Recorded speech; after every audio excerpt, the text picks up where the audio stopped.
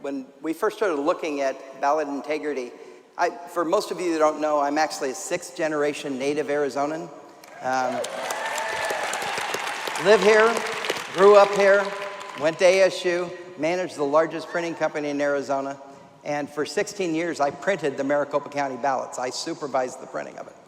And so when I looked at that, and I've used this analogy a number of times, when you're trying to create something secure, somebody said, you know, secure your house, lock your doors, have cameras, have security, you know, put double locks and make sure your windows are locked.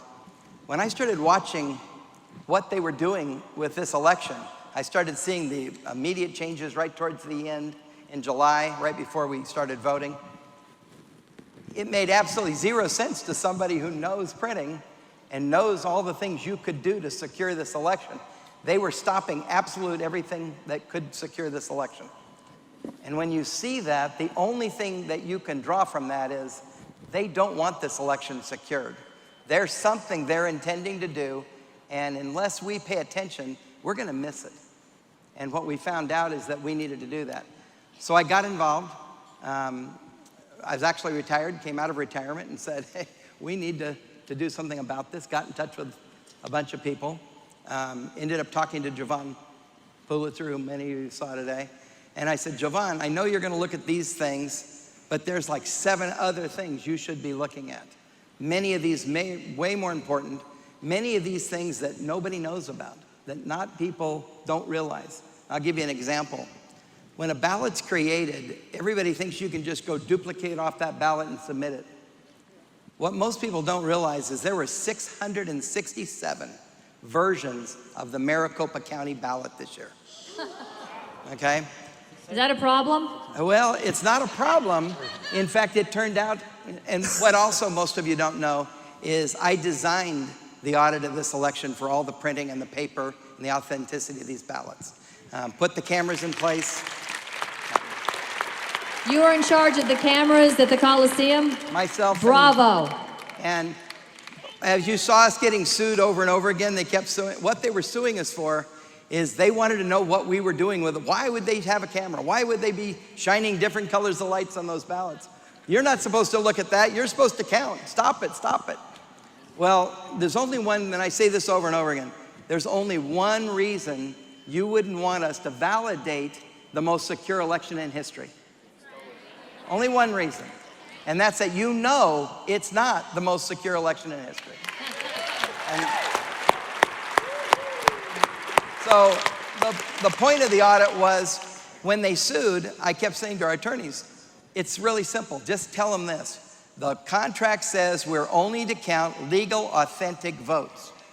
That has to be on a legal, authentic ballot. And I can prove that. And so that's where we went.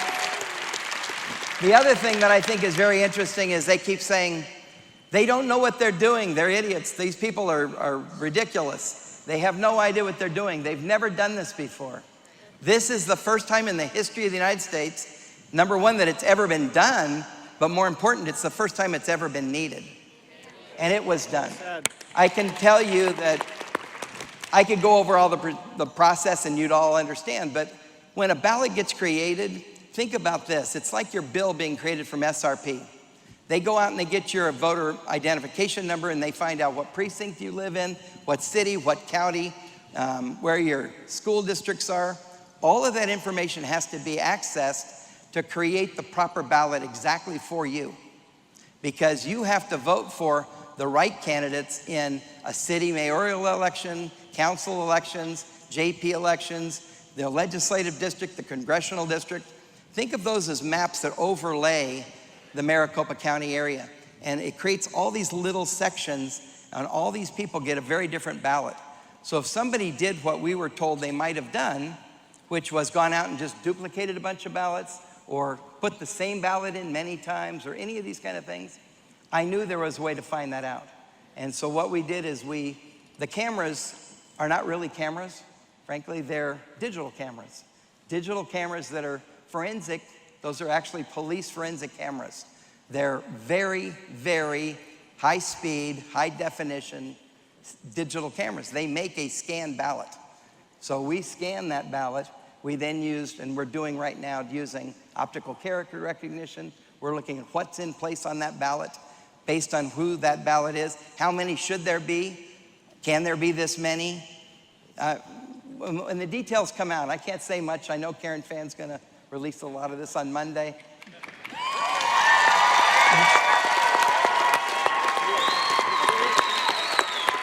What I can tell you is you now will have the most authentic count of every legal authentic ballot you could possibly have.